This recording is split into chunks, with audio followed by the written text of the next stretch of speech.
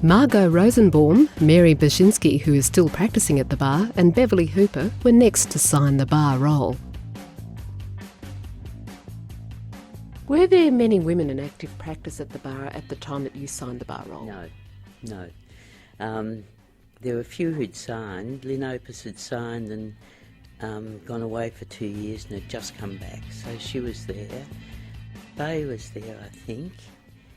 Faye Daly. Faye Daly and Molly Kingston, and maybe Pat Hurst. I can't remember whether she was there or not at that time. It might have been a bit later. But Molly Kingston was certainly there, and she was the practically the only one sort of really practising at that time. The others had just started. And I went to Molly and I said, now tell me what I'm, supposed to do, wear, all the rest of it. And she said to me, don't wear any jewellery and act as much like a man as you can. What did you think of that advice? Well, I didn't know. I thought, oh, well, she's been here. She seems to be successful. Maybe that's the way to go. So did you do that?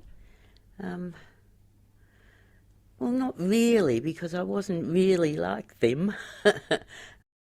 Parliamentary Counsel Anne Reardon signed the bar roll in 1972, followed by Barbara Cotterill, who's now a judge at Victoria's County Court. Betty King and the late Lillian Leader both signed the bar roll in the mid-1970s and were the first women criminal barristers to take silk. Justice King recalls her first impressions of a woman who later became a great friend and ally. We met in 1975. I'd been at the bar about 3 months and we loathed each other on sight. Loathed each other? Loathed each other. Absolutely hated and detested. And why was this? Because we clearly saw each other as competition. Pure and simple? Pure and simple. Automatically, no, I'm supposed to be the only girl on the... What is it? What's that show? I'm the only gay in the village. The only gay in the village. I'm supposed to be the only girl in the village. She was supposed to be the only girl in the village. And we were instinctively just didn't like each other.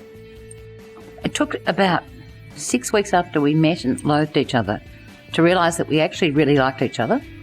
And so we started hanging out together from that time on. And if you saw one, virtually you saw the other.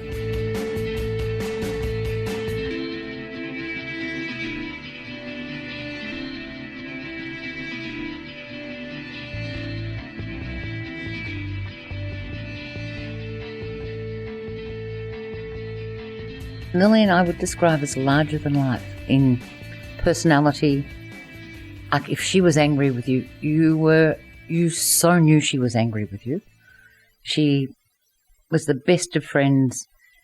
If she loved you to death, and if she hated you with a passion that rarely went away.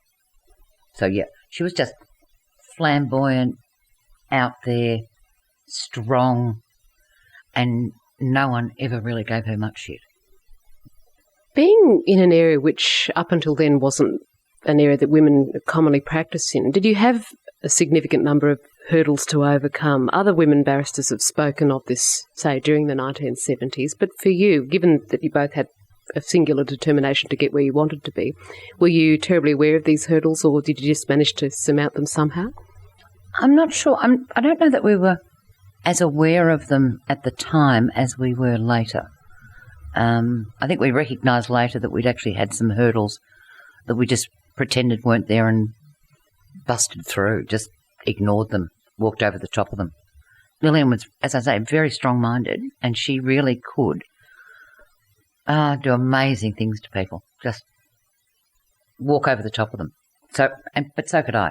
We were both strong.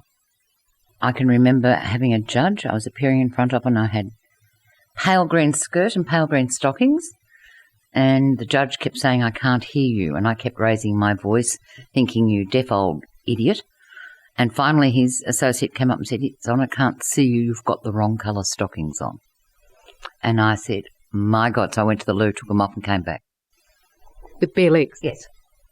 And Lillian, can I tell you, she would have her robes up the top, but she would have on a gypsy skirt with bells that jingled in the bottom half. She she didn't pay attention to the rules about, oh my God, we must look conservative. After the kids had gone to bed, we'd get together, we'd talk over our cases, we'd talk over all sorts of things, but we'd do it over cups of tea at her place. That was our social life, to a large degree. Mum was very rarely home after 7 o'clock. The only difference is someone would have to prepare dinner for younger brothers and sisters or myself, and you'd hope it wasn't your mum. She was a dreadful cook. Well, look, As a cook, she made a great barrister. she did. She got better as time went on, I will say that. But no, look, Mum did work long hours, but she did it at the kitchen table. So you saw her all the time. It wasn't that she was stuck in the office. She did have a knack of having juries out whenever I had a school play, but I think that had more to do with the quality of the school plays than anything else. No, look, we didn't miss out on much. We saw her a lot. A lot more, I would say, than many sons and daughters of successful male QCs or barristers. She was terrific in the Court of Appeal. She could pick up an argument and run with it. She had the cases at her fingertips. She knew the principles of law. She was a very, very fine lawyer. She could also run a trial, which is quite a different skill, but she could really do stuff well in the Court of Appeal. If you asked Mark Weinberg, I think he would have said she is probably one of the smartest criminal lawyers he'd ever come across, and that included her black letter law.